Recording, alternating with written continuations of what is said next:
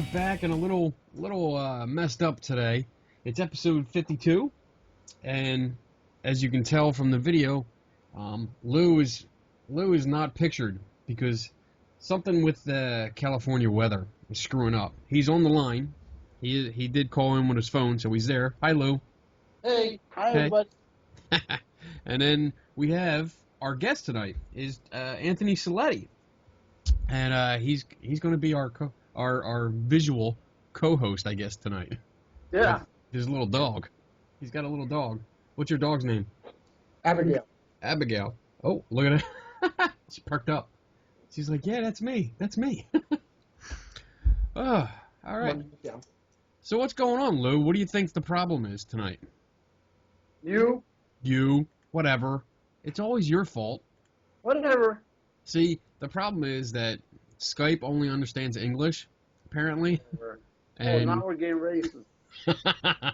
we got racists in every show. What are you talking about? But you said there's like crazy weather out there, right?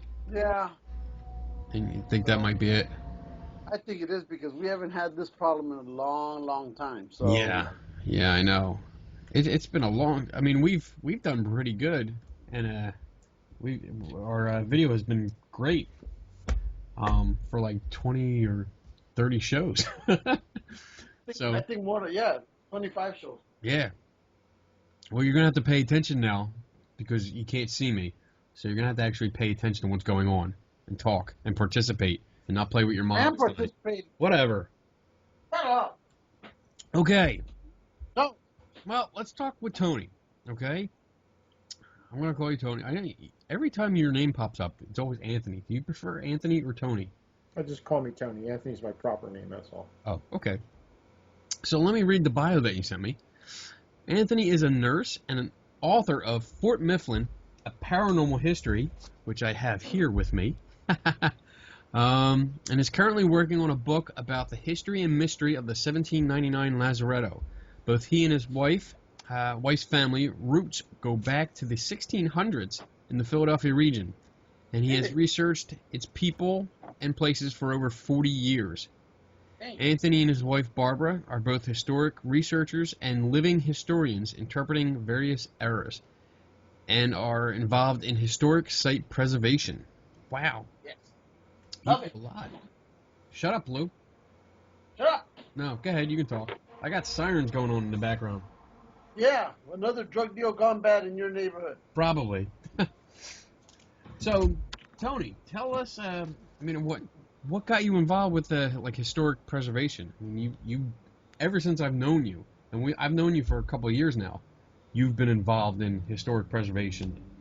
How did you get into it? Back in the summer of '68, they were getting ready to reopen Fort Mifflin to the public. And I was in the Scouts. My dad was a Scout leader. And we went down to Fort Mifflin on weekends, and it was then nothing like you see it is today. I mean, it was overgrown with trees and bushes, and I just got hooked. Yeah. It's a cool place down there. I've been down there a lot. And you wrote this book, and I love this book. I picked it up. I got it from you, I believe. Didn't I get it from you? I think I got it from you because it's signed. Yeah, I autographed it. Right there. I sent it to you because you wanted to take a look at it and vet my work, which you did. And I've actually used this when I've written articles about Fort Mifflin and the paranormal stories that have gone on. I've used this as a reference because it's so well researched. I like to look at it. Yeah, you like to look at it. Too bad you don't have video, or I'd show you. Whatever, because you kicked me out. That's right.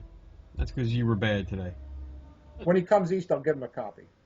Yes. There you go. So what got you interested in writing this book? What got you going for this? Well, when you start working in historic places, there is a lot of ghost stories, folklores about them. And at first you take it as, part of the history of the place. But then when you start to look a little deeper, you wonder, what's the real story behind the folklore, the ghost stories? Yeah. And so I've been working on that for like a lot of years. Whenever something would come up, I would dig into it. I went to the Free Library of Philadelphia, the National Archives, all the places that are mentioned in the bibliography of the book. And I'm not saying whether a place is haunted or not. I'm just trying to put my spin on what might have been the genesis of the story. Okay. Cool. And there's a lot of stories in here. I mean, it was good. I've read this. I've read it full, cover to cover, twice. Wow. Just to keep up on it. And I loved it. There's a lot of stories, a lot of history.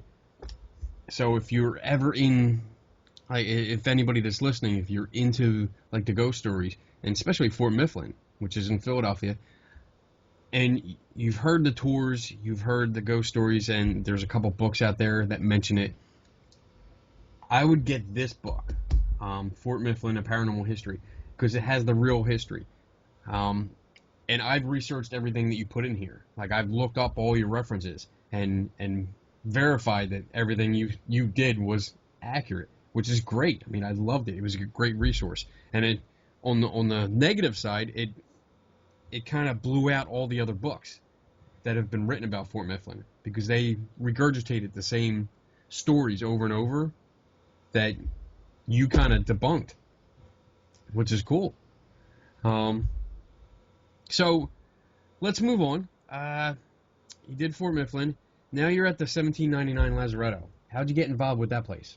Wait, before you go on, what is it? What's Lazaretto? Oh, it was the quarantine station for the Port of Philadelphia between 1801 and 1895. The reason it's called the 1799 Lazaretto is that was the year the cornerstone was laid, and that's how buildings are described, not as when they opened for business, but when the cornerstone is put in place. Oh, that's interesting. I didn't know that. Yeah, That means this is where Kenny's family came through. I like it. Yeah, we came by boat. You jumped right. over a fence. Hey, I was closer. Well, the Biddle family in Philadelphia is actually really intertwined with Fort Mifflin, the Lazaretto, the whole history of the area. So. Cool. Here we go. There you go. See, Lou? Shut up. Here we go. I'm intertwined with the history of the area. I should Now, have the intertwined you with interesting the rope. Good. The Lazaretto, again, started as the quarantine station. So in 1895, the quarantine station moved to Marcus Hook in Delaware County. And then it moved down to the breakwater in the Delaware estuary. It's called the Delaware Bay, but it's actually an estuary, not a bay. And by 1916, America was at war. Some wealthy folks wanted to open up a school of aviation to train pilots in case America entered the war, which we did in 1917. Again, there's two Biddles that trained there. One made it back. The other one died over the ocean in France, fighting a couple German fighter planes. Ooh. So you get those everything in this area is interconnected. Kenny is like Philadelphia royalty. So. No, Hear that, no, it's Lou? not. You hear that, Lou? Royalty. Whatever. Yeah, I Whatever. knew this was going to go bad. Royalty. That's right. When you get here in November, I expect you to kneel before I Kenny. can tell you what kind of royalty you are. You're a real pain in the ass. So you said that the Lazaretto was a quarantine place. Explain that a little bit more. What did they do? Well, there had been a series of outbreaks of yellow fever. Yellow fever, we now know as in the early 20th century, is a mosquito-borne disease.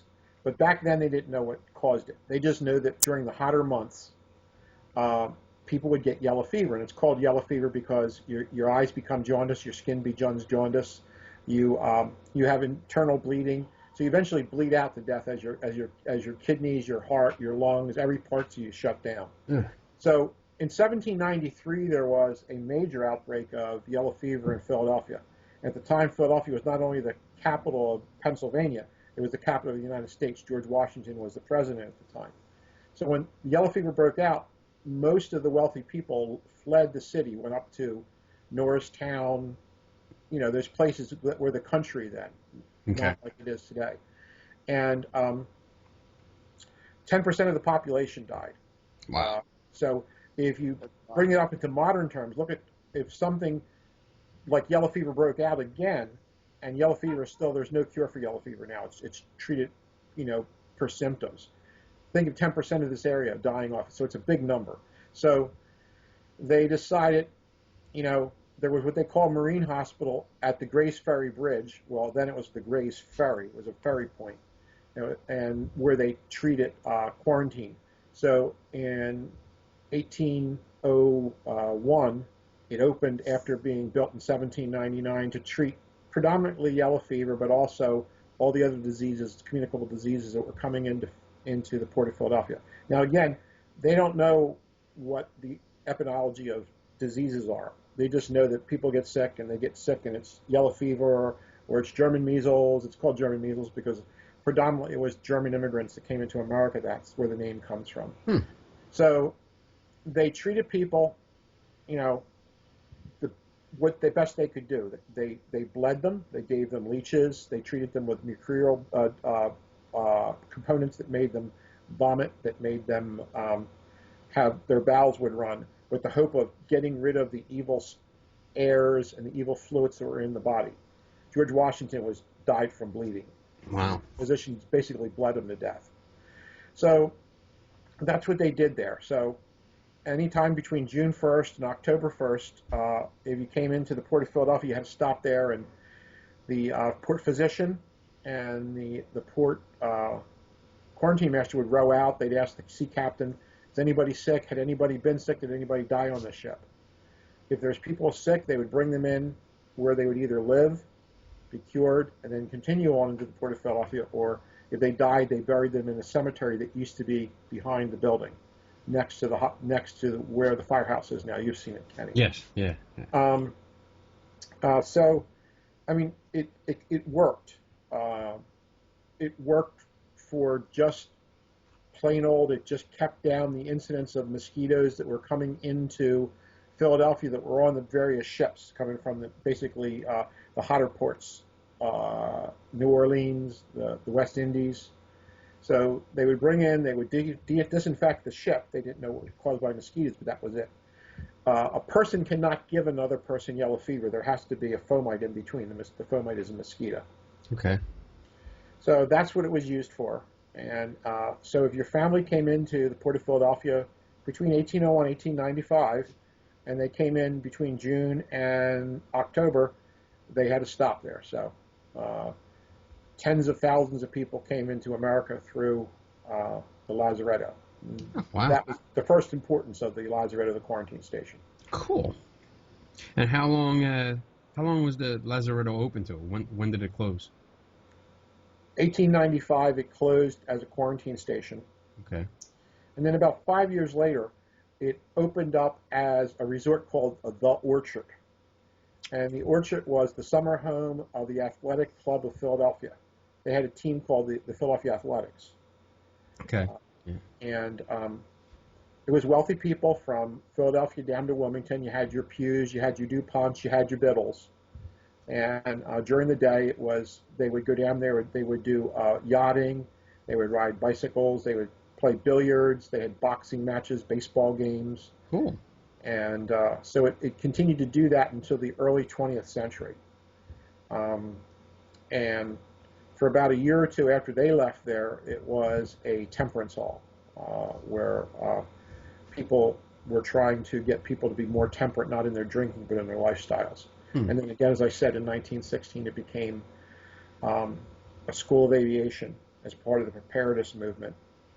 And it continued to be an aviation base where they taught students even after the war up until 2000. And it still is a seaplane base today. It's called the Philadelphia Seaplane Base, the 9 and 2. So if you'll see some of the photographs from, I guess you'll put up the websites on your later on. You'll see the pictures of the seaplanes flying in. So. Awesome. That's cool. That's pretty cool. You all right there? You got any questions, Lou? No, I'm listening. Well, my question is, you said your family, you dated it to go back as the 1600s. Did Yeah, they mingle in with George Washington and all of them during the Revolutionary War? Anything there? my family was, except for a few folks, were just workaday people. You know, people like Kenny, yourself, and me. I'm royalty. So. No, You're you're a pain in the butt. but I'm speaking of us today. Okay. One of Yeah. one of my ancestors was the tax collector in Delaware, when Delaware was still part of Pennsylvania. Delaware at one time was the whole Delmarva Peninsula was part of Pennsylvania. It was the original grant that was given to William Penn. So one of my ancestors was a tax collector for William Penn. But most folks are just, again, workaday people. You know, people that just kind of like you, me, and Kenny just kind of built this country and keep it going. There you go. So now, I don't know if you have any children or how many. Do you? Barb and I had 4 children. 3 are still living. Okay. So do they take an interest in history as much as you and your wife do, or they Not don't to the bother? same, not to the same extent. My daughter right now is living out in California in San Diego, and Ha Shut up, bitch. she does hair and makeup for the industry out there. Oh, nice. So, and my other kids still live here, and like I said, our one son, Christopher died today. He was born on St. Patrick's Day, so Oh, it's a bittersweet day for Barb and I. yes. But no, they're not the big history buffs like we are. It wasn't. Didn't I meet one of your sons? Yes. Didn't he come out? Yeah, I thought so. And he Yeah, his name is Lou. Shut up, Lou. He adopted me. You met our son Anthony. Okay, yeah. I thought I met one of them. So how did you get involved with the Lazaretto? Well, we continuing with the research that I had done for the book for the Fort Mifflin. I started looking at other places in the Delaware County, Metro Philadelphia area, and hooked into the Lazaretto. Found it to be very interesting. You know, still doing research. Sometimes you never stop really doing research. Right. And found out that there was an organization called the Lazaretto Preservation of Tinicum Township that was trying to restore it. And went to them and talked about what we were doing. I was with a group then that still exists but is inactive called the PAST, the Pennsylvania Anomalous Society team. And it's not your standard ghost hunting group. We study the anomalous stories of the past and try to connect them with historical events, just like my book did. Okay. And so we went in there and we went in and with groups of people. We went over there for most of a summer and went in with groups of people and let them do what traditional ghost hunting paranormal enthusiasts do, while Barb and I continued to do the research thing.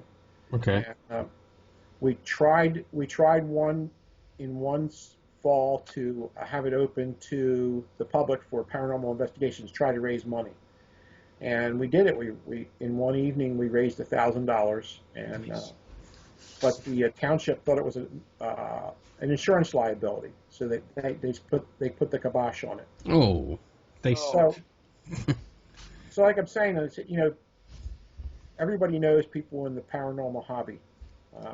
They're ghost hunting enthusiasts, and everybody does their own thing, but most of them are willing to contribute towards historic preservation. So that's what we were trying to do. Cool. And it just didn't get off the ground because of lawyers and insurance. Oh well. Oh, that sucks. But the History and Mystery event, this is the 6th one coming up. And how did that, I guess, come about? How did you come up with that idea? Well, we had done 2 of them at Fort Mifflin. Okay. Like at Fort Mifflin, I'll give you an example. We came in and we had paranormal groups that were there to do investigations. But we had the Sons of the American Revolutions, the United Daughters of the Confederacy. We had Dr. David Barnes, who was one of the researchers for the Lazaretto, come in. We had UFO people. So it was a mixture of history and mystery. Cool. So we tried to do the same thing at the Lazaretto. In the first year we did, again, told you we had a group of people coming in, raised $1,000, and just can't go back into the building anymore. Then, you know, we reached out to people that are living historians and historians to tell stories, to bring people to see the site, because we can't get into the building, but people are really interested to get into it. We had one photographer who's a friend of Kenny's and mine, Paul Michael. Yes. And while we were still able to go into the building, they let him go free for like a 10-hour day, and he went through the basement. Yeah, he went from the attic to the basements and everywhere, and took some amazing what's called HDR, high HDR, yeah, high dynamic range, yeah. And so he's come out for most of them. Kenny's been out for a couple of them. So like this year, for an example, we're going to have a woman that's going to be coming out on the aviation theme. Her great uncle was the first licensed African American pilot in America. Wearing the shirt here today. Awesome. Really can't see it really good. Emery Conrad Mallett. She'll be one of the speakers. Another speaker is a friend of ours who was a one-time ghostie and is now a living historian. We hooked her into the hobby of living history. Sherry Groff, and Sherry will be talking about 19th century funeral customs. Okay. In garb. Cool. We'll have a gentleman out who's a World War I collector. He's going to come out with his complete doughboy kit and accoutrements, and be bringing some women's uniforms from World War I. We are going to have some 10th century Vikings. A man and a woman will be out in garb of the 10th century. I hope some seaplanes will come in depending on the weather. You know, they're basically flying boats. You know, so the weather has to be good for them to be able to come in onto the river. Yeah. Yeah, you don't want, bad weather and screw that one up, because that'll really ruin your day. Yeah, tens of thousands of dollar planes, Yeah. Hundreds of thousands of dollars, some of them. They're very expensive toys. Right. Mark Potts, who you folks have talked to, is going to come out, and the connection between H.H. Holmes, Dr. Death, and for connections with the possibilities of that. He'll be out to talk. I'm looking forward to that, to meeting him and talking to him more. That should be fun. The PA director of MUFON Investigations will be out. Bill Weber. Bill Weber will be out. Yes, I know Bill. Dr. Lou from... That's me. You wish. Dr. Lou from Gatman, Delaware, at the mansion is going to be coming out and talking about the ghost hunts there. The ghost hunters came out there too this year, so they'll be in, I think, season 11. They'll be out for. Now, quick question, Anthony. With these, when the ghost hunters come out, and I know they pay a certain fee to investigate, how much has that helped in the preservation of these sites? Is it a big factor, or is it small, or what? Have you ever looked at that? Well, the most successful ghost hunting program in the country is Eastern State Penitentiary. Eastern State Penitentiary does not only just have paranormal pay to hunt. They also have their Fright Fest every fall. The Terror Behind the Walls. Terror Behind the Walls. Yeah. And they take all that money and they put it into the restoration and preservation of the place. It's the original conception for Eastern State Penitentiary was to keep it from falling down any further, fixing the roof so no more water would come in, making the walls safe. And they bring in between $3 and $5 million a year. Damn. Oh, dang. So done properly, the paranormal and the that's the interesting thing. I've talked to Kenny about this many times. There's this mixture between the paranormal investigation and hobbyists and the horror industry. Mm-hmm. It blends together so much it's sometimes indistinguishable from one another. Right. But that's another topic for another time. But in answer to your question, Lou, done properly, you can a site as big as Eastern State Penitentiary. I don't know if you've been there. I know Kenny's been there.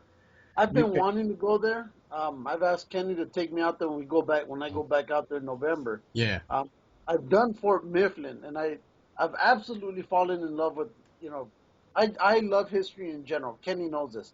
But I love preserving sites. And to me, Fort Mifflin seems like it's been struggling all these years. Do you think it's getting better? What do you think could make it better? Well, Fort Mifflin is owned by the city of Philadelphia, just like the Lazaretto is owned by Tinicum Township. Tinicum Township commissioners, Board of Commissioners, has decided to invest in the building.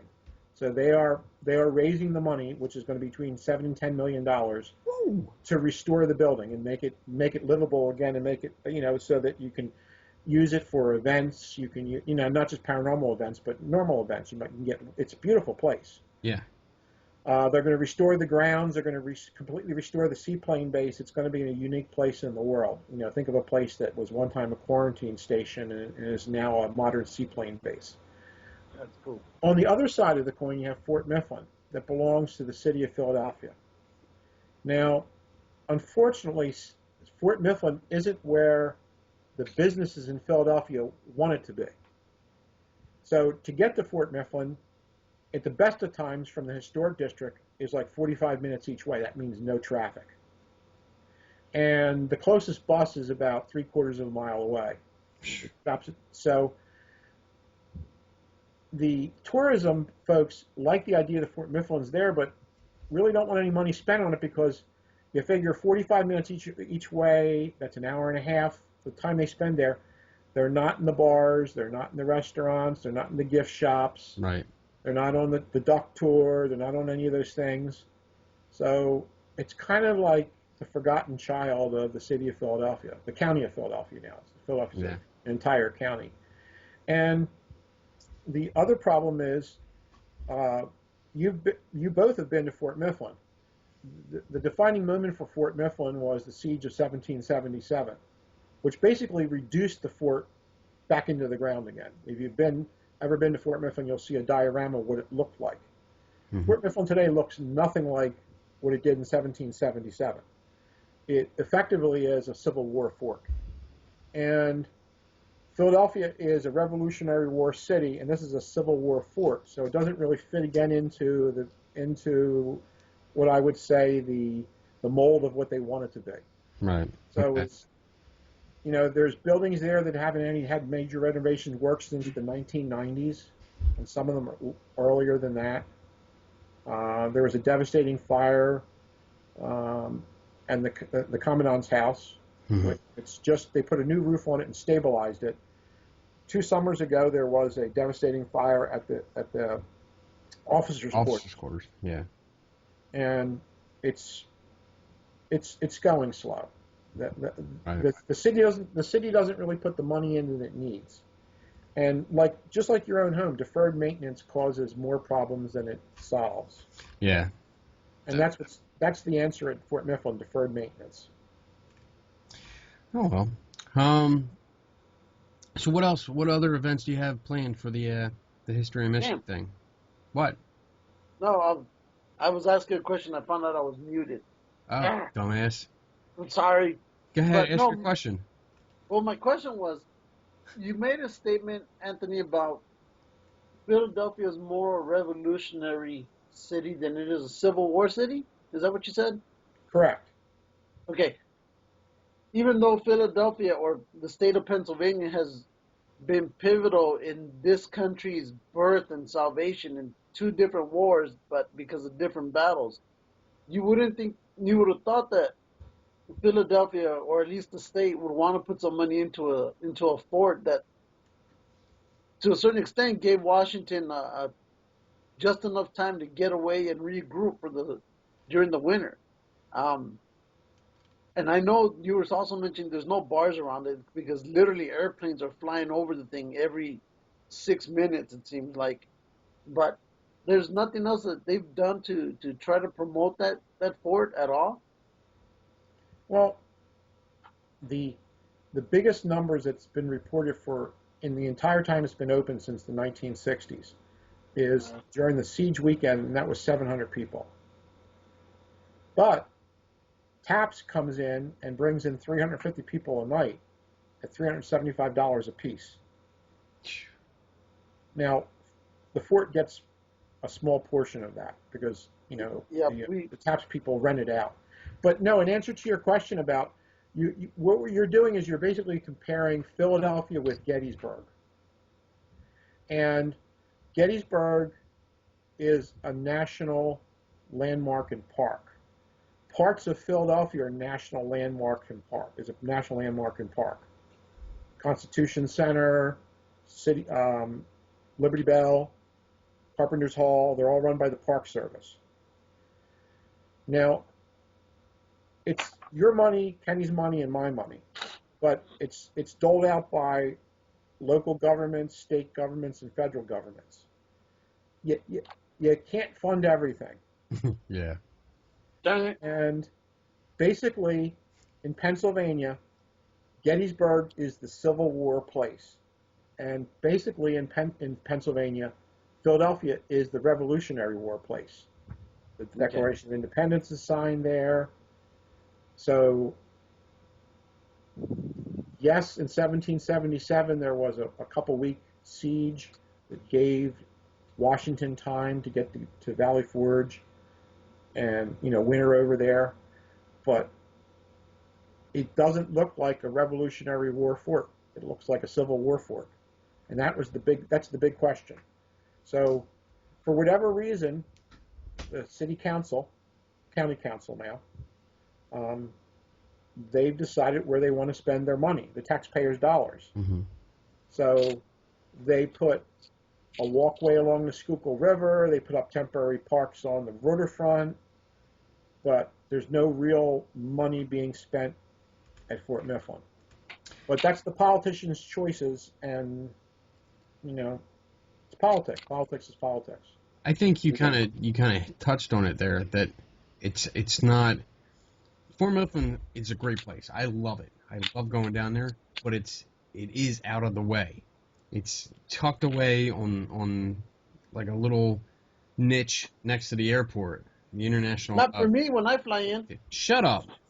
The Philadelphia International Airport. It's right next to it, but there is nothing around it. You drive from the city, and well, for me, it probably takes me about 45 minutes to get there from my house. And if you're in Center City, where all the bars and all the nightlife is, it's going to take you about 20 minutes to get there. And there's nothing else around. There's no other entertainment. So I guess if it was in a better place, it would be funded more. But because, like you said, the location of it's too far out of the way. It's like a hidden gem. And you really have to know about it. You have to know people that know about it in order to be like, all right, I want to go visit. But it is a great place. I mean, I love going there. I go there a couple times a year and just hang out and, usually do photography. But, it's a great place. History and Mystery. When is it? October 3rd. Okay. Starts at 9 o'clock. We raise the quarantine flag it begins at 9 o'clock. And then it's a series of talks. I think I sent you the you did schedule. I'm trying to look at it. I'm trying to look it up. I'm trying to buy time to look it up. And at 11 o'clock is when we're going to celebrate and commemorate 100 years of aviation. So how that comes about is, even though the seaplane base opens in 1916, in 1915, Robert Glendenning buys a seaplane from the Curtiss Company up in New York. It's shipped down to Tinicum Island, and just like Fort Mifflin was on an island one time, Tinicum was an island. It's shipped down by rail there. It's assembled by Frank Mills, another important name. He comes down. He's a certified flyer, and he's also a mechanic. So Glendenning hires Mills away from the Curtis manufacturing company, who's manufactured this flying boat. These are literally flying boats. It's a boat with wings on top and a pusher.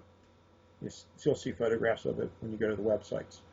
Cool. And he's a member of the Corinthian Yacht Club, which is still in existence, and convinces a lot of other wealthy Philadelphians and people from Wilmington, Delawareans, to buy seaplanes.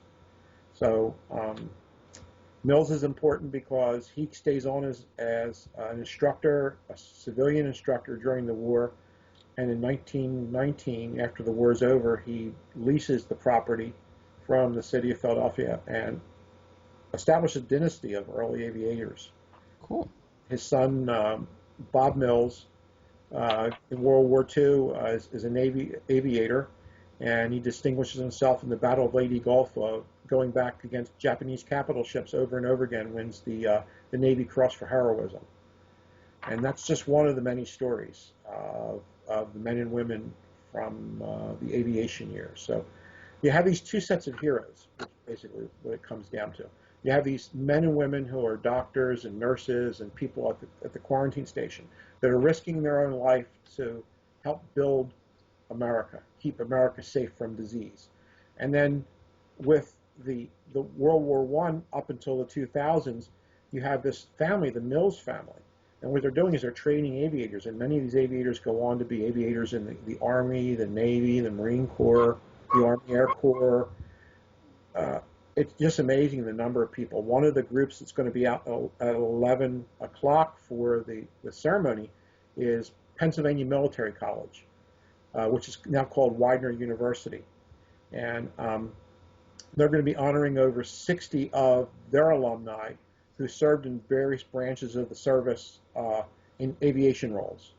Cool. So it's, two groups of defenders, people who really made a difference. We'll call them, the one percenters, the doctors that are on the front lines against disease and the soldiers that are on the front line against defending our country. Real people that really served and really did their part. And like me. It's like you. Yes, sir. Just it's 1% serve the 99%. Awesome. And that's why I'm really interested. That's why I was interested in Fort Mifflin. That's why I was interested in the Lazaretto, because they both serve similar roles. That's really cool. And you have a lot going on. I mean, one of the things I like about this event is that it's everything. You got a little bit of everything going on here. You have the history. You have the pilots that you're talking about. That there's the lecture about researching the first African American licensed pilot.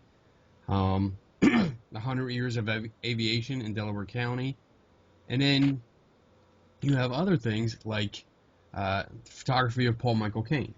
Like you said, he's a good friend of ours. He does amazing photography. So it looks like he's going to be talking about his photography, which is great. I mean, if you want to learn about photography, this is the guy to go talk to. I mean, his work is just amazing. You have Bill Weber coming out. He's going to be talking about UFOs and UFO research.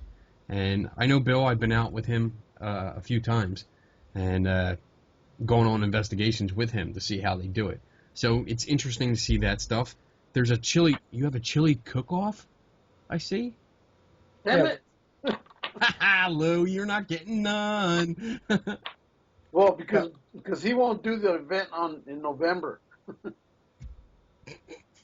What's that about? We'll save you some chili, Lou. Yeah. All right. No, I won't. Is the cook-off going on during this event? Yeah, basically what happens is two of the paranormal groups are going to be each making a batch of chili in a crock pot, letting it slow cook all day. Okay. And because of health safety regulations, we can't sell it. So what we're going to do is we're going to feed it to the volunteers, just like they do at Fort Mifflin. There's things you can sell and there's things you can't sell. Cool. So I bet you one of them calls it ghost chili. I bet you that's the name of one of them. And Demon something. Do you know what paranormal teams are doing this? One of them is Randy Plesser. You've met Randy. Yes, I know Randy. We'll talk later. So Randy and his team. Randy's well-meaning. Like every time that I've asked him to come out at Fort Mifflin or here to help, raise awareness of historic sites, he comes and does his bit. I mean, paranormal politics and hobbies aside, his heart's in the right place. Okay. And he's the one that wants to set standards up, and I thought, with the one subject that would really work would be photography. And, with your debunking of a lot of photographs and with Paul to answer questions, I thought that would make a really good discussion panel. Yeah. What are you laughing at, Lou? Oh, man. I can see that panel turning into chili right now. And then there's the Vikings. The Vikings. Tell us about the Viking. Well, we had put a call out to living historians, and some living historians do Roman era. We did Romans last year. They came out with a big one of those siege machines that throws a dart like yards and yards away. And so this year, someone said, I do a 10th century Norse impression. My wife and I, can we come out? I said, sure, come on out. And there are legends of Norsemen being in the Americas, before Columbus. You've seen all the different shows, and there is some archaeological evidence, but I really think they're talking more about, Greenland, Newfoundland, and parts of eastern Canada, where they've seen some remains of what could have been Norse Viking settlements. But I think they were more or less, transitory folks, people that were out, stopped, replenished their boat and went back the other way again. I don't think they really established colonies here in the United States, but depending on which conspiracy theorists you talk to, and they could be. That's another rabbit hole altogether. We're not doing that part. How do you explain Minneapolis? Minneapolis? I think Minneapolis was founded by early Spanish explorers that came before Cortez. Ooh, I'm royalty. No, you're not. He said Spanish, not Mexican. What do you think? You know what? I once heard, I don't know if this is true, but this is a long time ago. I know it's going to sound stupid. Well, but prior, there really never were Mexicans until the Spanish started interacting with the Aztecs. And so that's what I've heard, that the Mexicans didn't come out until that happened. And I was like, well, that's a different way to look at it. So you're saying you're a hybrid? Is that what you're saying? Well, if you look at it, parts of Mexico, a lot of it was settled by the Spaniards. And where you get your majority of blonde Mexican women, it's more deep down south of Mexico. And all that goes right back into the Spaniards. It's all related back to Spain. Well, then you have your conspiracy people talking about the Aztecs and the Maya. Being sons and daughters of the sky gods. The sky gods, yes. So what Lou's basically saying is Mexicans, because Mexico is a new name, it's a created name. It was. I don't know even where the name Mexico came from, but I know it's modern. Yeah, it's modern. You came from the sky gods, Lou. That's right. So maybe Lou is like, a Star-Lord. Ooh. Boom! Guardians of the Galaxy. Oh, no. That explains a lot. No, but it's again, more rabbit holes to go down. Yeah. Mark Potts can really probably dig into those things, too. So we got history, we got aviation, we have photography, we have UFOs. Of course, there's a bunch of there's some ghost hunting teams that are going to be there. There's a chili cook-off, which I can't wait for. Pagans and the Paranormal. That should be cool. It's another group that was at Fort Mifflin back when we were trying to build a base of volunteers at Fort Mifflin. And a lot of these groups, they split, they splinter, they form new groups. And Derek is he's an Army vet, he's a paramedic, and he's a paranormal investigator. He focuses more of his investigations outside of buildings, like in nature. Okay. And I don't want to say incorrectly. When I say pagan, I don't know what flavor of I like that flavor. I don't know what flavor of of Wiccan? Wiccan Yes. he might be, because there's a lot. I mean, Kenny's pagan. You're pagan. Shut up. Whatever. Hate you. And as I've sent Kenny pictures. It can get on a soldier's memorial stone now. The Thor's hammer. Oh yeah. Yeah, the Wiccan star. It's all religions. It's America. That's right. God bless America. Right. Then we're gonna have. Well, have Mark Potts. He's gonna talk about H.H. Holmes and Jack the Ripper, and then you have a candlelight history mystery walk. What's that about? What do you think it's about, fool? You know what? You're not the guest. You shut up.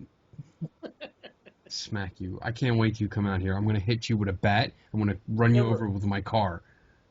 You can't even drive. I've seen how your neighbors park. Barb basically goes out with a candle in a lantern and talks about the folklore of the area. Cool. Any ghost stories? Any? Yeah, there's one about a Hessian soldier. There's one about it's an archaeological one. It's about a ghost.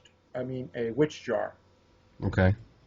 So let her tell the story. A wish jar, like making a wish? No, witch. A witch. Okay, witch jar. They're common in Europe, but this is the only witch jar that's ever been found by an archaeologist, so it could be confirmed it wasn't something that was like created or put there afterwards. Okay. In a historical sense, and that happened at the Governor Prince Park right nearby. But we'll let her tell that story. I don't want to give away Barb's evening. Okay. Is she there? Is she hiding? She is upstairs right now working on more posters for the weekend. Oh, okay. It's coming up quick. Yeah, we're busy. I mean, this Saturday we're going to be at Paoli Battlefield to do a fundraiser for them, and then on Sunday we're going to be at Middletown Presbyterian Church. It's an old church. It's a colonial era church that's still in existence. The congregation has continued on after all these hundreds of years, and they have a colonial day. They're coming up on their 350th anniversary. Ooh, nice. It's one of those older places in Delaware County. Yeah. Cool. So we're busy. We do this year round. Nice. Now, go ahead, Lou. Anthony, you and your wife, from what it seems like to me, love to do the reenactments. How long have you been doing that? I did my first reenactment in 1963 at Gettysburg 100. I was with the Cub Scouts. I was a drummer boy, and did it on and off through the years. And when Barb and I got married in '76, we've been doing it ever since. We have done multiple errors. We've belonged to the Society of Creative Anachronism, so we did Renaissance and we did medieval, and we even do steampunk. We have a little fun. Do you have a whole steampunk outfit? Oh yeah. And I've seen you've sent me links to the like a steampunk con that I haven't been able to get to because the dates just haven't fallen right yet. But keep it coming because I want to get there. Have you been to that? Yeah, we've been out there twice. It's a lot of fun. It's a steampunk. To best describe it is, think of H.G. Wells, think of 20,000 Leagues Under the Sea, think of First Man on the Moon, think of the Nautilus. Okay. Yeah. So it's basically Victorian era, but that brassy, shiny glimpse of the future that late Victorians thought the future would be. So it's a lot of fun. It does look cool. I mean, we've met a steampunk Ghostbuster. Um, we've met a steampunk stormtrooper, and our East Coast cat. She's into the steampunk thing, so she's been buying up gears every time we go to flea markets. Anytime she sees any kind of like machinery that has gears in it, small gears, she's been buying it up. I think she's making wands for a paranormal conference coming up. Her and Donna have been making wands, and I think she's making some steampunk ones, which is turning out really cool. But it's gaining ground. Like, I'm seeing a lot more steampunk around, and it's pretty cool. I want to get up to that conference and just see how it is. Yeah, like I said, I'll send you the contact information for the fellow that puts it together. Barb and I both know him. Cool. And you can send him your press credentials, and you want to pay to get in, and you can spend the weekend, Friday, Saturday, and Sunday. It's a lot of fun. Goes 3 days. They have 2 hotels in an industrial park, and it's the only people that are there. And they take over the parking lots in between. They have circus tents. They have people walking on stilts. They have steam-powered wheelchairs. It's amazing. That's so cool. Flame eaters, the people that blow the flames out of their mouth. Right. People that juggle flames. It's like a circus for adults. That's cool. See what you're missing, Lou? Yeah, I hate this. You need to move out here. Not till I retire. Well, hurry up and retire. There's nothing out there in Philly that'll pay me what I make. Whatever. You keep saying that. You're full of shit. It's true. Whatever. All right. So it looks like you have a fun day coming up. I'm looking forward to it. I'll be there. I'll be part of the panel, the paranormal research panel, at 4 o'clock. It looks like. So I'll be up there. I'll be there in spirit. You'll be there in spirit. You know what? I'm going to print out your picture, and I'm going to have it on a little stand next to me. So I'm like, yeah, this is Geeks and Ghosts. And I'm Kenny. This is Lou. There you go. Now, Barb kept 12 o'clock open for you guys to, like, if you want to do interviews with other people, so you don't have to be, like, on the whole day. Oh, cool. Yeah, I see that. Table presentations, vloggers, interviews, stuff like that. That's good, because we do that. We love going around and just talking to everybody. It's probably the only time that I can go around and talk to people without, being the whole skeptic Kenny. I just go and ask them questions and let them talk, and tell us all about themselves, without any criticism or anything like that. Positive criticism, but no criticism at all. I'll do that later. We'll do all the interviews, and then I'll come around and be like, what's this? What's that? I'll ask, well, we'll be on the panel, so I'm sure I'll start trouble there. And then just for you, we have an angel card reader and psychic. I saw that. She's a nice kid. She supports us. She supports Pottsgrove Manor up in Pottstown. Okay. And so she comes out, volunteers her time so that again, these are all people that, they have their own belief systems, they have their own religious beliefs, but they're out there to support these historic sites, and then we take them with the gratitude that they're doing what they are doing. And it's great. I mean, it's good that everybody's coming together. I mean, it's nice when, like, I go to conferences, I go to paranormal conferences and stuff like that, and there's always a little bit of tension there, but it's nice when it comes together for a good cause like this. Like this weekend, we're going out to Grand Park and for a conference, for a Paranormal Expo, Paranormal Journeys Expo. And all the money that's being raised goes to the site so they can help rebuild and it goes all back into the site so they can keep maintenance up and stuff like that. So it's nice, and I love coming down to the Lazaretto because it's a cool building. I mean, if you've never seen it, look it up. Look up 1799 Lazaretto and just look at the building, and it's beautiful.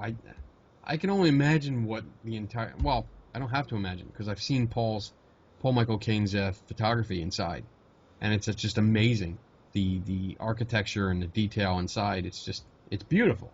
So that they're going to go ahead and raise the money and get that thing fixed up so it can open again, that's beautiful. I'm psyched about that because I want to get inside. I want to be able to walk through and see everything inside. Any I idea? can get in. What? I can get in. You shut up. I can get in wherever I want. You can't say that on the show. You gotta wait till later. Oh, fine. I'll get in after the show. Okay. I think he's calling. I think he's talking about OBE, out of body experiences. Yeah, that's Lou. That's why we couldn't see him on the video today, because his spirit was elsewhere too. Yeah. That's right. I'm fighting frauds and hoaxers. Okay. Dr. Egg. All right, you got anything else you mention coming up? No, like I said, it's October 3rd, 99 Wanamaker Avenue in Essington, Pennsylvania is the address. Okay. Starts at 9, goes to 9 o'clock in the morning, goes to 9 o'clock at night.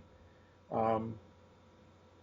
Whenever you publish your show up, if you want to put up the graphics of the schedule. Yeah, I'll put them up. I'll put them up on the site tonight and just show everybody the schedule and what's going on. And then the show will be up by Friday.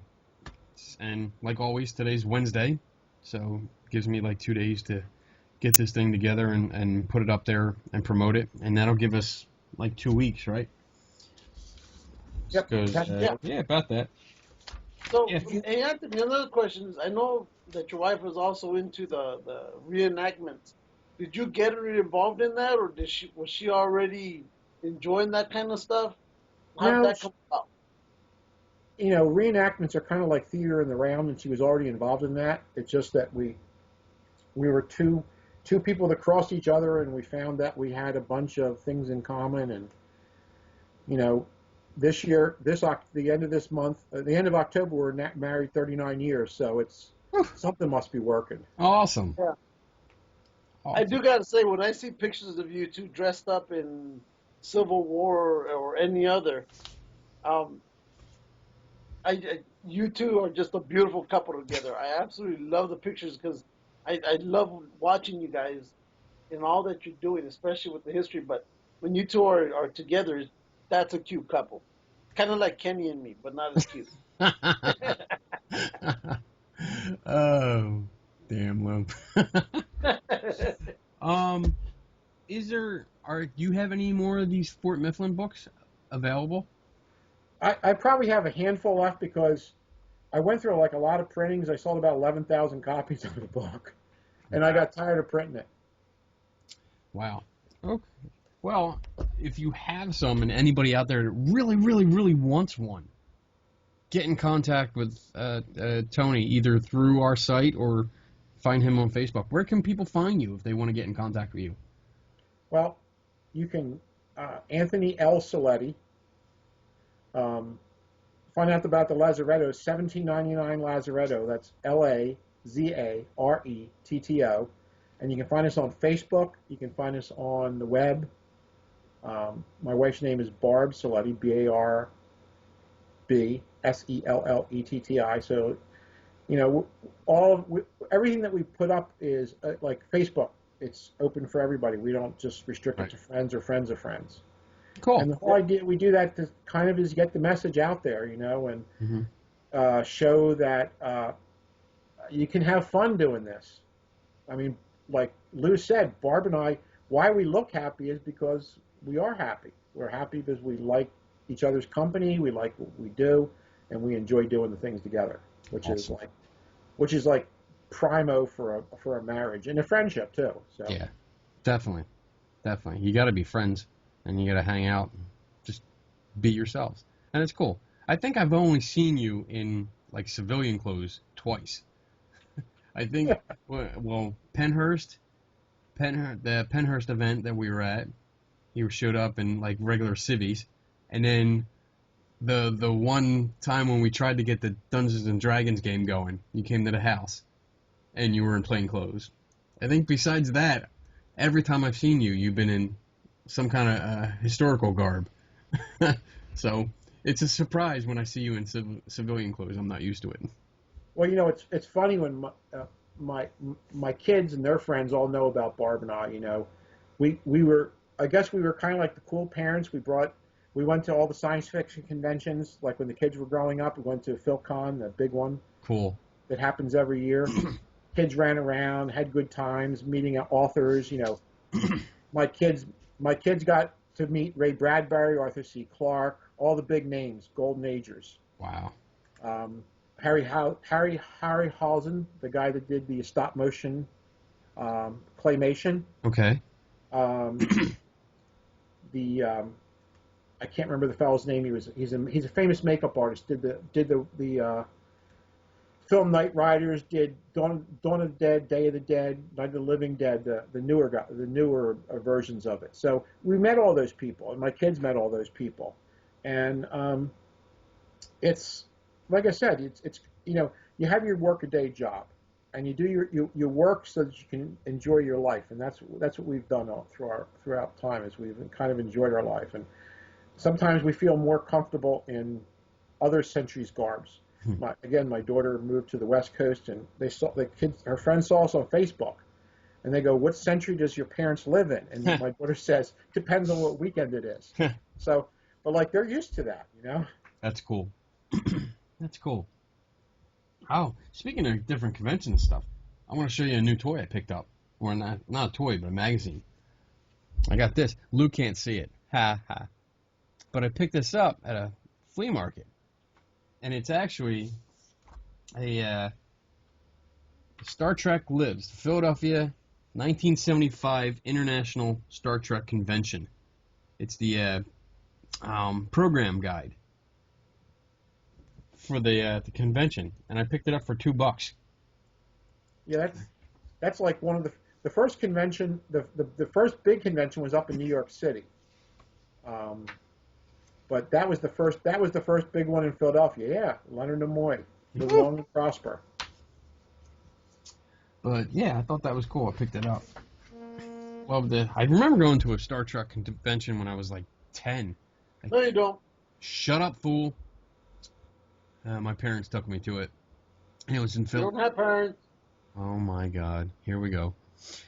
All right, Tony. I appreciate you coming on and talking about Fort Mifflin and the Lazaretto and the History and Mystery event. Looking forward to seeing you in about, I guess, 3 weeks, 2 weeks, 3 weeks, about that. October 3rd, right? Yeah, we put it like this, Pope plus 7. Oh, God. I am not looking forward to that at all. Oh, 2 questions. Go ahead. Star Trek or Star Wars? Both. Ooh. Grew up with both of them. They both have their... You have to remember that before these television... You know, I've been going to science fiction conventions since I was a kid.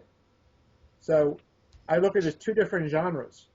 Star Trek started out as a television show. Star Wars started out as a movie.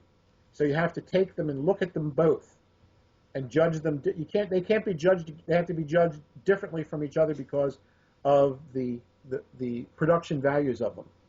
But let me tell you, the night that Star Wars opened, we were there in line for 3.5 hours for the midnight show, and we got there, and there was we had like 12 people, so there were 12 of us to sit together. We had to move all the way to the front row. So when you have that opening sequence, when you have Princess Leia's ship that's coming at you, you go, "That's a big ship," and then suddenly there's a Star Destroyer. You go, "That's a really big ship." So you compared to, like, you know, Star Trek, which I originally saw on a black and white television, you're kind of instantly blown away.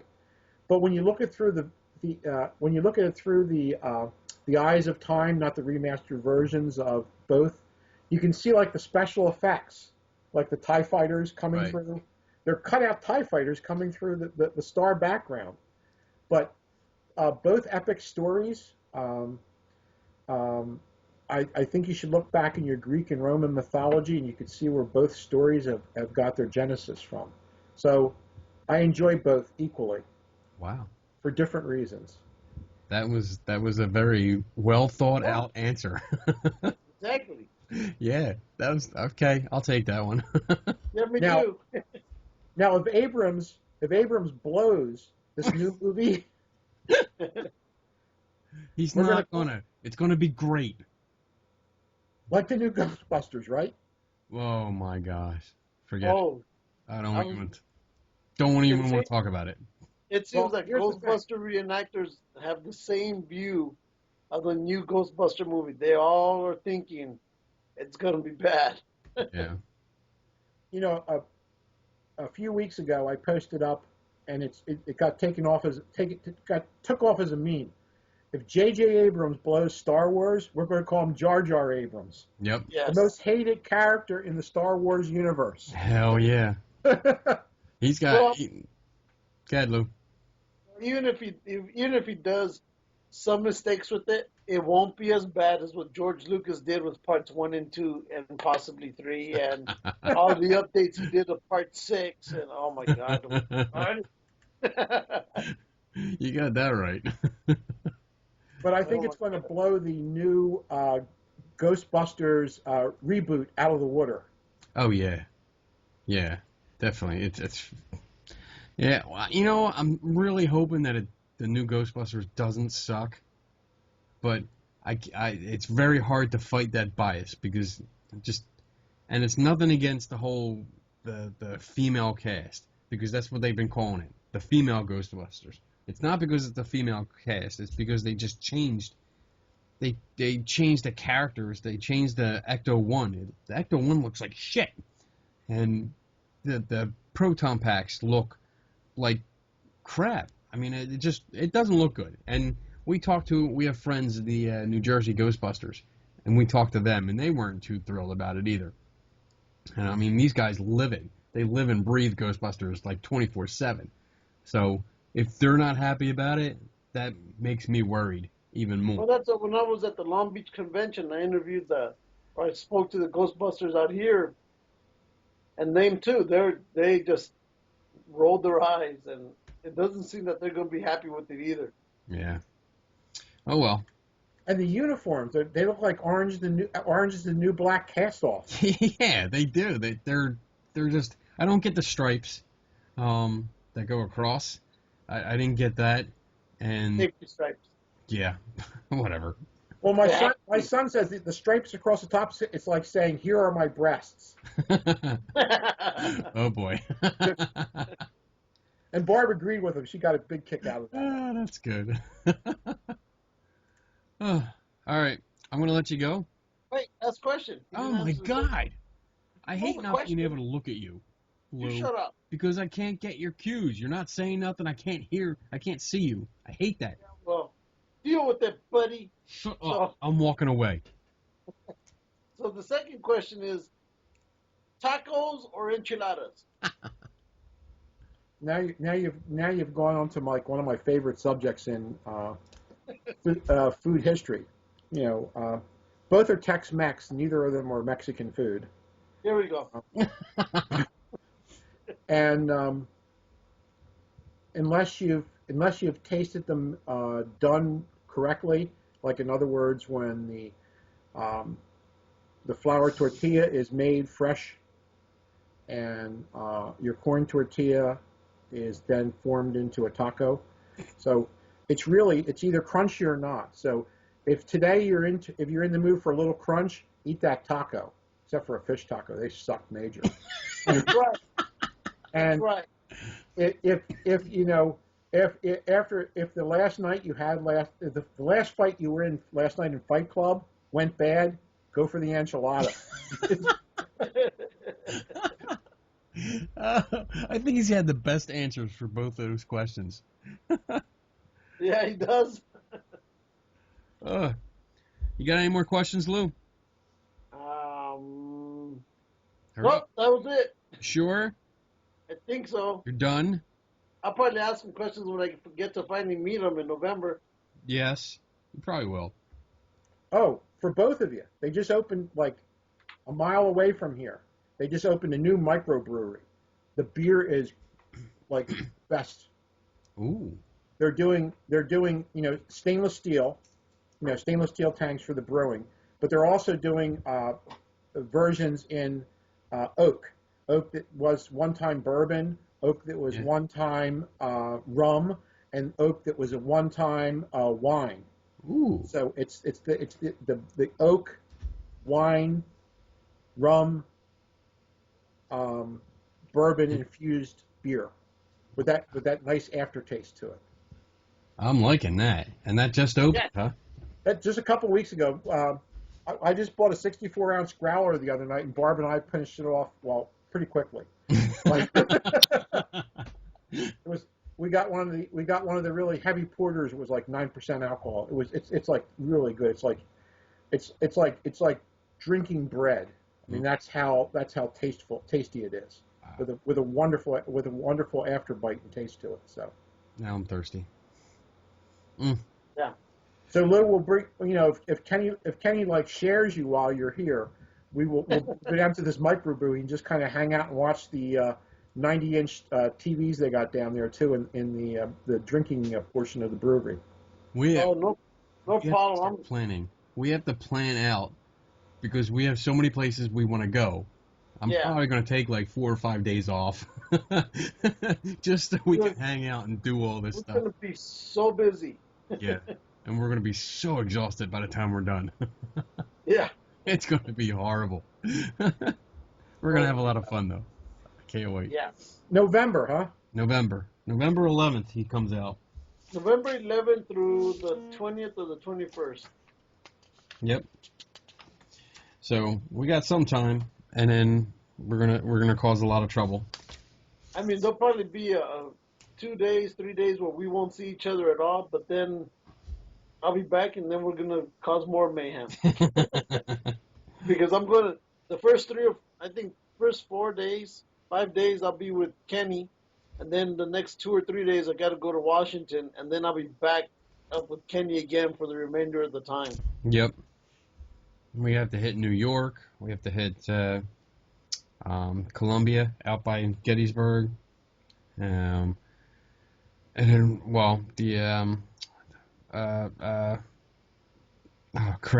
the market downtown. Reading Terminal Market. Reading Terminal Market. We got to go there and get a lot of food and just eat.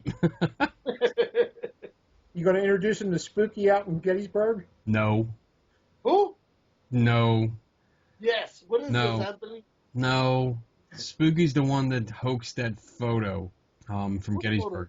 The one that they used a camera phone and they put the phone app where they put the soldier on the porch of a historic house and they tried to pass it off as genuine. And then when we called them out on it, what? Wasn't it a little girl? I'm thinking of the other one. She tried to blame it on a little girl. Okay. She tried to say it was like a 10-year-old girl on her tour, and after she got called out. So, no. Spooky, no. I'm surprised. And she was supposed to be at the Penhurst event. She bailed on it last minute. But yeah, I wonder why. I don't know. Because she's full of shit. Anyway, on that note, we're gonna. I don't know, Lou. I don't know if I'm gonna lose you.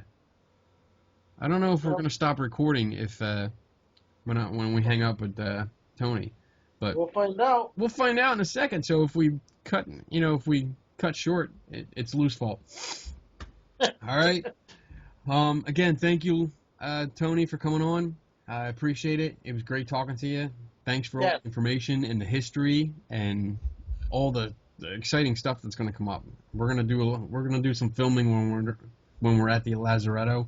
We're gonna do some interviews and just get shots of the place, so we'll be able to promote it some more.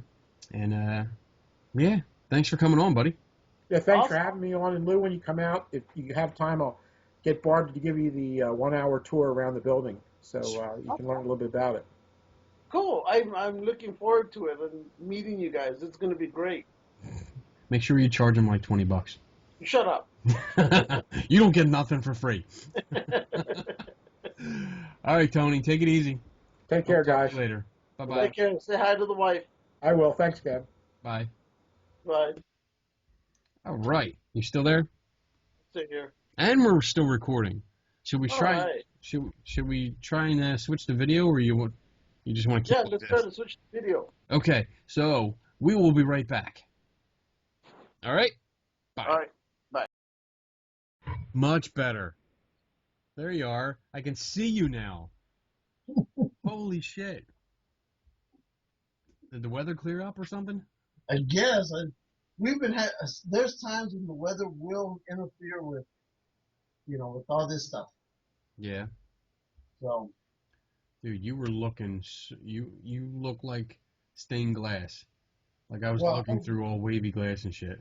well, you were all talking. I was doing this. I knew it. Because you weren't saying nothing. I didn't hear anything. No, because he was. Are you recording? Yeah. Okay. No, because I love to Be hear nice. everything that he was saying. And since I love history, I just wanted to take all that in. I didn't want to break in and interrupt it. I love history, and when somebody comes along that's knowledgeable about that stuff, I'll shut up all day long. Yeah. I won't, just because. Now everything else, you won't get me to shut up. But I know that. That one, yeah. Yeah. Tony's he's got so much information, and it's always a pleasure. Whenever we get together, whenever I see him, he's like, you start to say something, oh, what's this over here? And he knows everything about it. Yeah. Well, I was talking to Barb on the side too, so. Oh, all right. I see what you're doing. Two-timing bitch. That's right. Oy. No, we were joking back and forth, so I was trying to get her to come down. Yeah. Oh, well. So. Well, we interviewed her at Penhurst. So she was on that video for it. And she was telling us about the Lazaretto and stuff like that. So she has been on the show, kind of. Kind of. Well, yeah, she's been part of the video. Oh, by the way, I got your video together. Oh. I started to upload it and then realized it was going to take like too long, and I had to start the show, so I stopped it, and I'll upload it after the show. But I got your video all together from Long Beach Comic-Con. Cool. And it looks good. I added some music to it. I added our polka music, which is our staple for conventions. Which we're going to have to work on. Why? I like the polka music. No, you said we were going to do some changes to Oh, show. like the opening, yeah. Yeah. When you get out here, we got to do that. What we actually need is a professional video guy. We need a real video guy to take video of us and edit it all together. Because I use basic tools.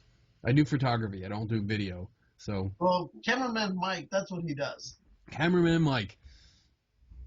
That's our newest addition to our G crew. Cameraman Mike. That's what he does. That's what he's taking in school. That's what he's been taking in school. Well, then he's our intern. Make him do this shit. I should, huh? Cameraman Mike. Maybe he can get some kind of like credit or something from school. Maybe, yeah. I'll ask him. Get him to film like an intro for us, or at least mix it up. We can do all the video when you come out here. Yeah. I have another guy, but he charges $100, and we don't have that budget. No. So, this is what I wanted to show you that you couldn't see before. You showed that to me yesterday on the. Yeah, but we weren't recording, so it doesn't count. Oh, okay, sorry, it doesn't count. Wow, that's awesome! I've never seen that my whole life. There you go. So, there it is again. 75 program guide. You can tell that's so 70s just by that. I know. And dude, it's got like comics in it that I got to read. It's got some kind of story going on. You should cut it all out and just paste it in the background. No, I'm not going to do that. But it's got awesome still shots. It's got a poster. Did I show you the poster? Yeah. I'm going to show it to you again. Okay. Just because I want to. There it is. Look at that. It's awesome. That is so cool. And then I got 2 more of these things. File X-Files magazine, Spotlight on Star Trek series. So I got 2 of those. That's cool. Yeah, and they're actually like they're season guides. They're all the episodes in season 1 and season 2. It gives you the synopsis, actors, air dates, all the credits, who wrote it, stuff like that. So it looks really cool. Oh my goodness. Yes. Yes. But Comic-Con. Oh, and another thing, Oh, that's right. I got you some presents. I got you presents because in episode 31, I believe, Who do we interview?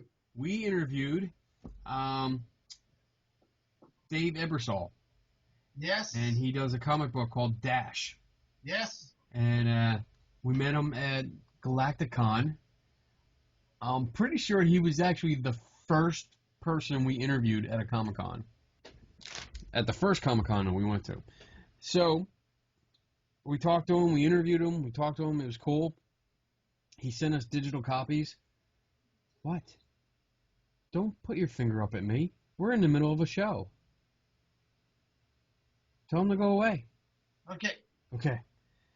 And what we talked about, he sent us the digital copy so we could read the comics. So we read 1 and 2, right?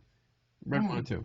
So he doesn't live far from me. He only lives about 40 minutes away. So we've been talking, and he said something. He put something on Facebook and said something about episode 4 was just about ready to come out. So I was talking to him and said, hey, I didn't get issue 3. I need issue 3. And he said he had a couple copies, and he could send me the digital one. I was like, you know what? I want a hard copy. I like having that comic book. And I said, I need to get comic books for Lou, too, because, you know, he's my brother. So Yeah, and I got him the picture that he loves right now. yes, the picture of his comics on a spinner rack in California. So we went over last night. Me and Donna went over, hung out with him, and Did he cook you dinner? no, Damn it. no, we didn't get over to like 8 o'clock. So we already ate. And then we hung out with him and his husband, who was funny. Both of them were funny. It was hysterical. Yeah, no, I'm pretty sure because he seems to have that kind of attitude. We were there for like almost 2 hours just chatting, and I got you issue 1 autographed, issue 2 autographed, and issue 3. Awesome. And I also got you. He gave us promotional previews. Oh, that's cool. Of episode 1, and it has like Snippets. It has his writing, because Dave is the writer, and Della is the artist. But he was writing all about the comic, his views on the comic there, and then in the back, there's all like sketches and stuff that are included. And that's awesome stuff. Sketch notes and stuff. So I got you one of those too. I'm gonna send that out. That's going in your big pile. You have a lot of shit. I'm just gonna have to mail that shit when I get out there back home. I think so. I'm gonna wait till you get out of here, because there's a lot of stuff in here for you. What else did I get? I got a box of books today. Yeah, you showed that. Jonathan Vanover, friend of ours, he sent me a whole bunch of books, and it started with this. It's a Quran from Egypt, and I collect books. I collect all kinds of books. ISIS is so gonna bomb you. Well, why? Because I have this? You're an infidel. You're not supposed to have that. Oh, well, I have it. Nope. Came from Egypt. I He have it. lives in Connecticut. It's going in. He bought it while he was in Egypt. Shut up, fool. So it's going on my shelf next to all the other religious texts that I have. Cool. And then the rest of these. I like this one. Wait, this one's funny. I'm going to read this one.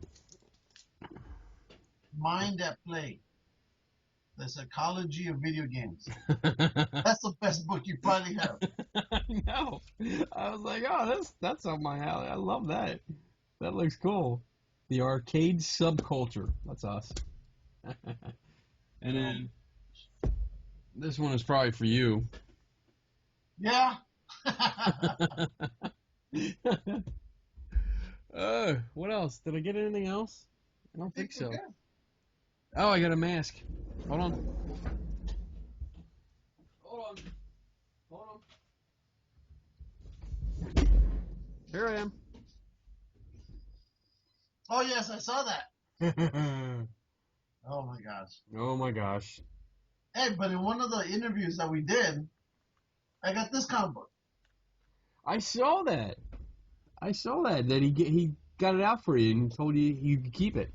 Yeah, I was like, do you want me to give it back to you? He goes, nope, it's yours. And you know what? Going through it, it's a completely different book. Absolutely different from anything else out there. What's different about it? It's basically animals that have gotten pissed off and now they're going after everybody. But it's, it's looked at from the point of view of a hippo, an elephant, crocodile, and God knows what else.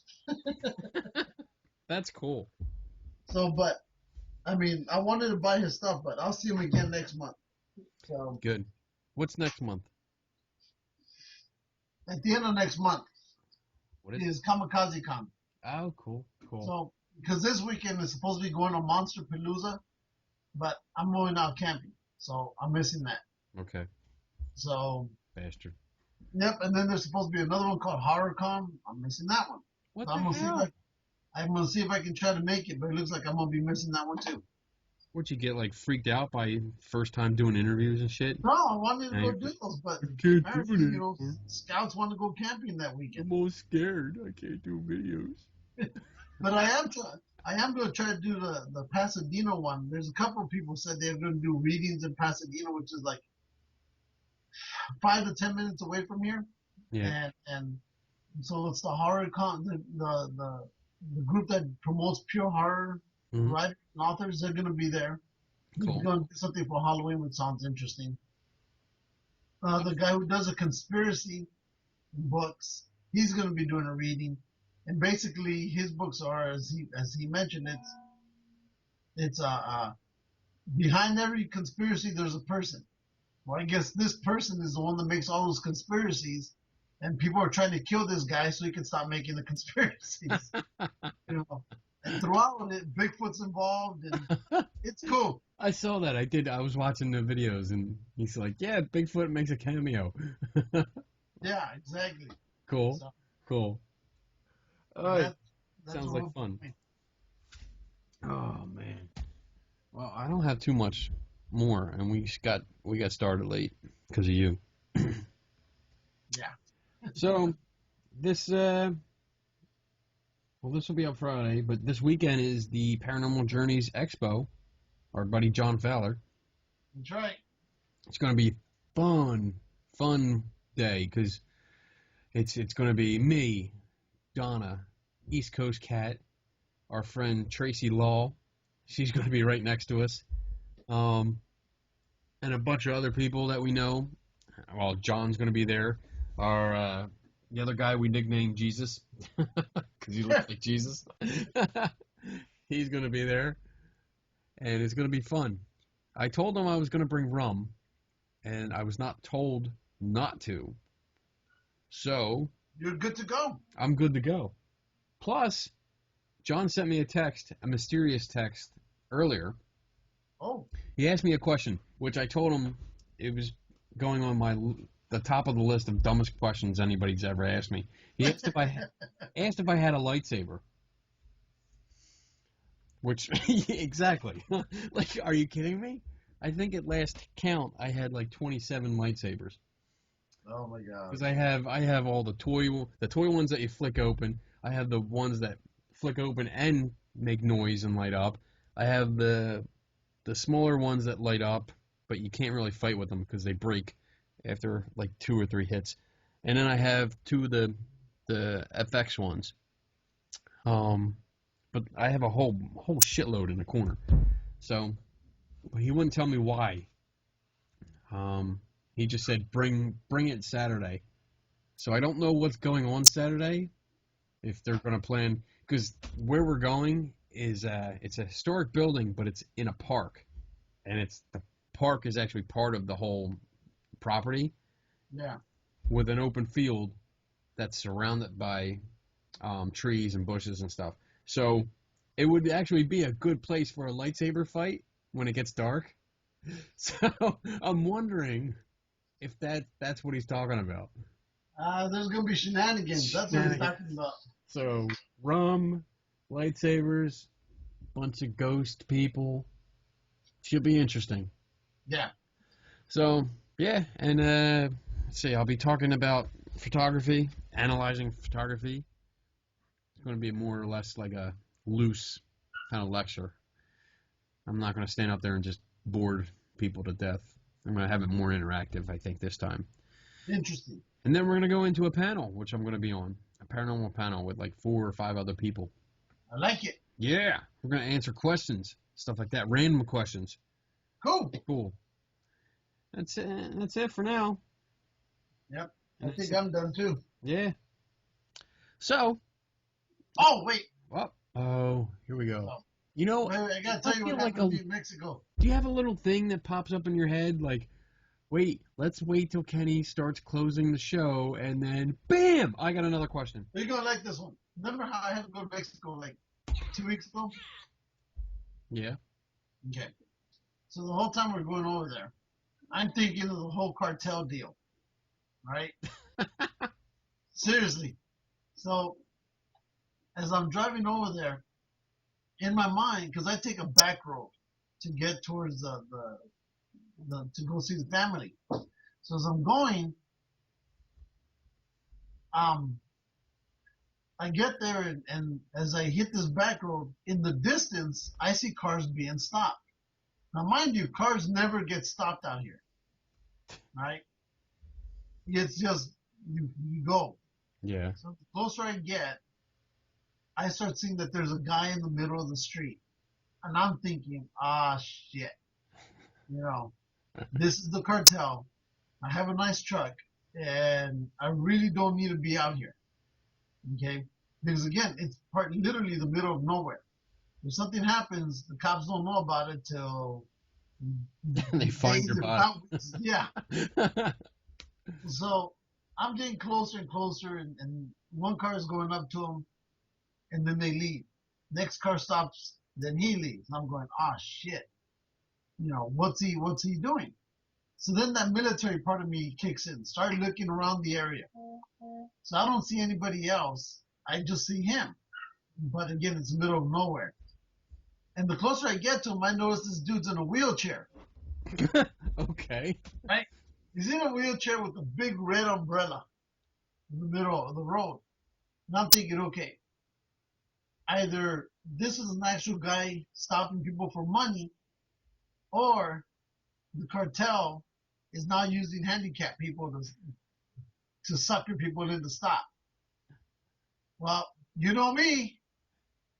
Ain't no way I'm going to stop. So I wait till there was a good enough distance between the car that just left from him and distance from me to where that guy's at. Because my truck is going into warp speed. And damn it to hell, I punch it. Boom, I'm gone. And of course, the truck being a big vehicle is going to bring that big suction of air with it. So I go flying by this dude, right? I go flying right by him. And all I see is that umbrella up in the air. Right? And the dude twisting around. Right? Because I ain't stopping. I don't give a damn who you are. Take off, and I'm just fucking breaking the yellow line going around everybody. There's no way in hell I'm stopping. So, could he have been just a dude asking for money? Maybe. Could he have been cartel? Maybe. Was I going to find out? Nope. Nope. It's called self-preservation. So, You know. Oh, man. So I feel bad that his little umbrella went flying in the air. Nope, because you're not supposed to be there. Nope. You know. And nowadays, and even though the cartel isn't in that part of the country, I'm not gonna mess with it. Oh, boy. So They know where you are now. They're going to come get you. they probably will. Okay. Just make sure I get all your autographed pictures in the background when I get you. Oh, okay. Just put that in your will. All right. Even though they all have my name on it, but sure. It's okay. Sorry. That I'll tell everybody that was my brother. who almost ran over a wheelchair guy with the cartel. Yeah, well, you know. Yeah, it happens. It happens. All right, bitch. I'm done, bitch. Good. You sure? Yep. You sure? Yep. I'm out. You're out? All right. We are out. I'll talk to you tomorrow. Of course you will. Never stop learning. Don't take anybody's word for it. And we are out in 3, 2, 1. Bye. Toodles.